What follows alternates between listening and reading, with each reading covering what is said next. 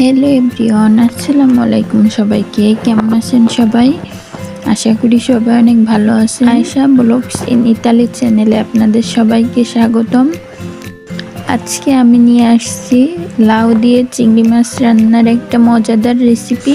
তো এজন্য আমি এই যে কিছু চিংড়ি মাছ নিয়ে নিয়েছি মিডিয়াম সাইজের।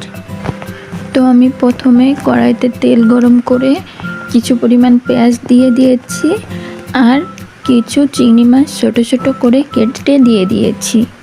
এই চিংড়ি মাছটা আমি এই কাঁচা পেঁয়াজের সাথে একসাথে ভেজে নিচ্ছি। একটু হলুদ দিয়ে দিলাম পরিমাণ মতো আর লবণ দিয়ে দিলাম। 2 থেকে 3 মিনিট করে নেড়ে চেড়ে পেঁয়াজটা নরম হলে তারপর 1 চামচ রসুন বাটা আর 1 চামচ জিরার গুঁড়া দিয়ে মশলাটা ভালো করে কষিয়ে নিচ্ছি।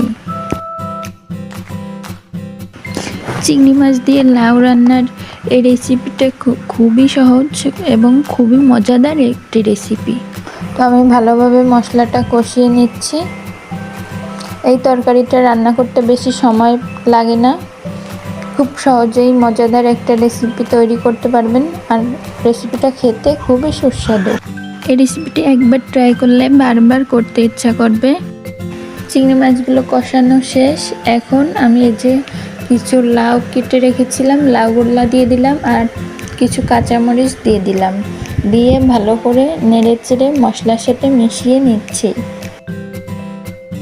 এইভাবে আমার এই রেসিপিটি দেখে একদিন লাউ দিয়ে চিংড়ি মাছ রান্না করে দেখবেন, খুবই মজা হবে খেতে। একবার খেলে বারবার খেতে মন চাইবে। এই লাউ চিংড়ি মাছটা কম বেশি সবারই অনেক বেশি পছন্দ।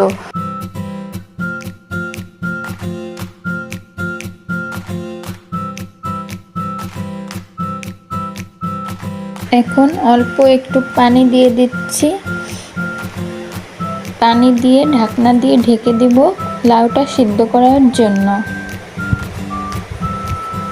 এ পর্যায়ে চুলার আঁচ কমিয়ে দিব, তাহলে তাড়াতাড়ি লাউগুলা সিদ্ধ হয়ে যাবে। আর ঢেকে দিব 8 থেকে 10 মিনিটের জন্য। ফিরে আসলাম 8 মিনিট পরে। তো আমি চেক করে নিচ্ছি লাউগুলা সিদ্ধ হয়েছে কিনা। লাউগুলা 80% সিদ্ধ হয়ে গিয়েছে।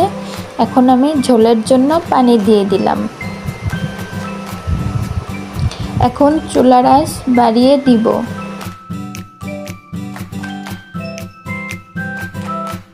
ঝোলের পানিতে জাল উঠে গিয়েছে। এখন আমি একটা টমেটো কুচি করে কেটে দিয়েছি। লাউ তরকারিতে টমেটো দিলে তরকারির স্বাদটা অনেক ভালো আসে, খেতে অনেক মজা হয়। এবার ঢেকে দিলাম আবারও 3 থেকে 4 মিনিটের জন্য।